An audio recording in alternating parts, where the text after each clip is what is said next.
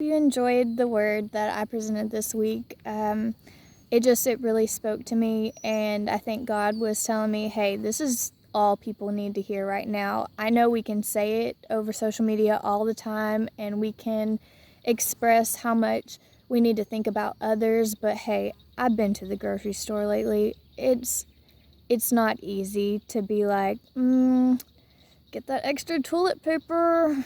I hate to even mention that stuff, but we know it's true. You get there and you're like, oh, but I really wanted this, or I need this, or that just means I have to cook something else for dinner tonight. And honestly, guys, there are people who, even before now, were having a hard time putting food on their table. Remember that. Remember that we in Bogota, Texas, or the surrounding communities, we tend to have a lot of great people to run to if we need help or go to in times of need. But remember that not everyone's like that. I tell the youth this all the time. There are people that you'll never know that they're suffering until it's too late. Try not to be too late, because there are warning signs, and let me tell you, with us all being cooped up in our houses, and I mean, honestly, I think depression will probably kill us all before COVID does. Just being honest, because we're all stuck in the house. That's why I'm outside in the fresh air, in the sun.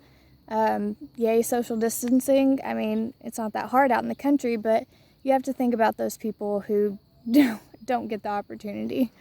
So just be thankful for what God's given you this week, and remember those who are really in need, and those are who are lost, because a lot of times those people who are making you angry out there, the people who are stocking up, is because they don't have any rock to fall back on. They don't have God in their lives to show them that even if you do run out of food or you do run out of toilet paper, that His love never fails, and that means that you're always protected. It doesn't matter what the grocery stores or even what happens in this economy. He is still there, and He is ready to pick up any problems that you have. You just have to go to Him. So, like the scripture said, stay in prayer and don't lose your humanity, because the moment that we all start not thinking about the community as a whole and just thinking about our household or thinking about ourselves, that's when we start to lose who we really are as people. And that's exactly what evil wants. That's exactly what they want. I'm sorry, I'm looking at my dogs.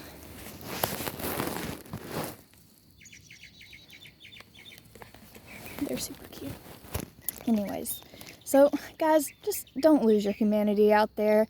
I know it's tough, and I know that it's a little bit out of the normal. We're not all going to work all the time, and that can be worrisome.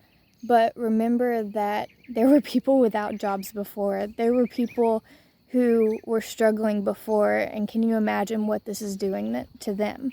I mean, I have a hard enough time keeping my faith on normal days when things get, slightly irritating.